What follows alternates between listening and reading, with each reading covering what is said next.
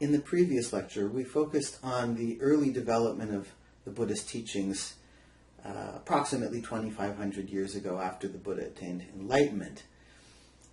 During his own lifetime, he traveled through North India and gathered quite a following. A lot of people became monks and nuns.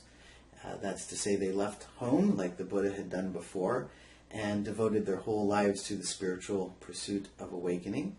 But they also gathered a lot of other lay followers who supported the monks and nuns who, of course, didn't work. They just were full-time spiritual seekers. So they would travel around from region to region, and they would give lectures, and the community would support them. That's the way the tradition initially spread. But then, after the Buddha died, a couple centuries later, Buddhism had spread so much that it became the dominant religion of India. And so that's one of the reasons why we see such a close affinity between the Buddhist tradition and the Hindu tradition, is because they were both sort of forming around the same time. But it was actually initially the Buddhist teachings that were dominant, and gradually Hinduism came to be the dominant tradition. And today there are not many Buddhists in India. There are some, but it's not the dominant tradition. But you can see on this map how Buddhism had spread in the meantime. In these brownish areas, those are areas, Sri Lanka, the land portions of Southeast Asia, those are areas that received this early Buddhist tradition within a few centuries of the Buddha's life. And they, to this day, have stuck to the early kind of tradition. They call that Theravada Buddhism, the tradition of the elders. Obviously, some changes have taken place, but they're pretty much follow the kinds of teachings that the Buddha actually taught. A couple centuries after that, though, around the 1st century CE into the 2nd century, we start seeing new texts. And these new texts, they're still fundamentally consistent with what the Buddha taught, but they just develop the teachings in some really new ways. And so I want to start this lecture by highlighting some of the differences between the earlier sutras and beliefs and these later Mahayana ones. So we can see here we have a picture of a sutra up here in the top. That's the Lotus Sutra. That's probably the first of these Mahayana sutras. And one of the differences that we see in this sutra as well as the other Mahayana sutras is that the language they're written in is a little different than those of the early Buddhist tradition. So the Buddha spoke a language called Pali, which is a regional dialect of the sacred national language Sanskrit. That's the language that all the Hindu texts are written in. And so the early tradition, they memorize the discourses that the Buddha gave. He went from place to place and he gave various lectures, and those became the basis for the early sutras. They've been changed a little bit, but they were transmitted orally, and they preserve the actual topics that the Buddha really spoke about. These other sutras are written in Sanskrit, and they're much longer because they are written sutras. They're not recorded, passed down orally from generation to generation before finally being written down. So they can be much longer, and therefore they're much more elaborate, and they can explore some philosophical ideas in new ways. But we also see a kind of significant shift in perspective. In the early tradition, the idea was there would be one Buddha for a given period, for a given age, and that was the historical Buddha, often referred to as Shakyamuni, the sage of the Shakya clan. So there's only one Buddha at one time, but others who hear his teachings and practice his method, if they attain awakening, they're referred to as arhats. But in this later tradition, they came to believe that actually there are many different Buddhas. And one of the reasons for that is that in the sutras themselves, these Mahayana sutras, they talk about all kinds of different Buddhas, as well as other beings called bodhisattvas, beings that are highly perfected but not quite at the level of a Buddha. And so the idea in Mahayana is that somehow the arhat realization is not a full Buddhahood realization, and so that people should strive to attain something a little higher than the kind of awakening that these arhats were believed to attain.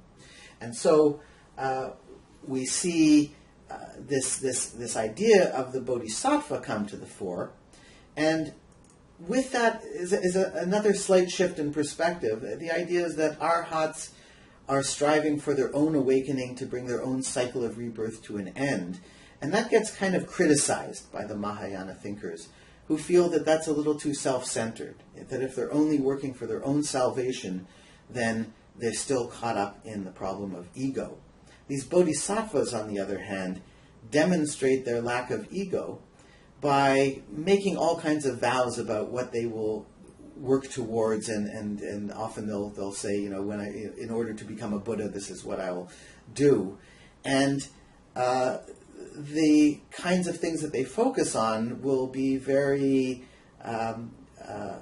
altruistic. Like they'll say, I won't become a Buddha until I can help save all sentient beings, which of course would be difficult to do, because if you have several people saying they won't become a Buddha until all the sentient beings are saved, it means they'll never become a Buddha. So they're kind of dedicating themselves to hanging around in the universe and helping people work towards awakening, rather than being satisfied with attaining awakening for themselves and passing out of existence. So the bodhisattva ideal becomes a dominant factor in Mahayana Buddhism. And we can see a couple examples. This first one there on the left is Maitreya. He's actually from the early tradition, and he's a bodhisattva because he is the Buddha of the future. He will be the next Buddha, and right now he is perfecting himself in the Tushta heaven, and when the right time comes, he'll come down to earth and become a Buddha for the next era. But we have a bunch of other bodhisattvas, perhaps the best example of which is Avalokiteshvara, also known in Chinese as Guanyin or Japanese as Kannon. This becomes the most popular deity in East Asian Buddhism because it's the bodhisattva of compassion, and originally a he, but in East Asia typically depicted as a female figure. Or at best maybe androgynous, not clearly male, not clearly female. And the idea of the bodhisattva of compassion is that he or she is really focused on helping people who are troubled because he or she is so compassionate. There are many forms in which we can see this particular bodhisattva in East Asia, but one of them, for example, has 1,000 arms and 11 heads, and if you go to the top of this page you can see a bunch of examples of that.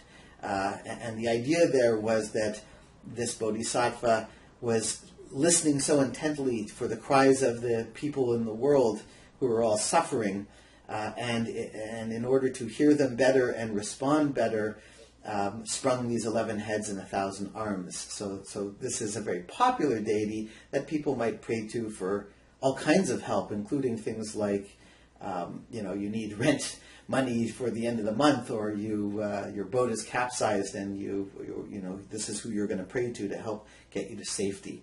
So this is very different from the kind of Buddhism that we see the Buddha talking about. Right? The Buddha doesn't say that you should pray to gods and that they might help you or anything like that. It's not really a faith-based tradition, as we talked about. But with the Mahayana tradition, we certainly do get these elements of faith. We will talk more about those faith elements in not the next mini lecture, but the next major lecture, where we'll look at a very faith-based version of Buddhism. But for now, we're going to leave it here, and I will come back and I will talk about one form of Mahayana Buddhism, because it develops a number of different forms.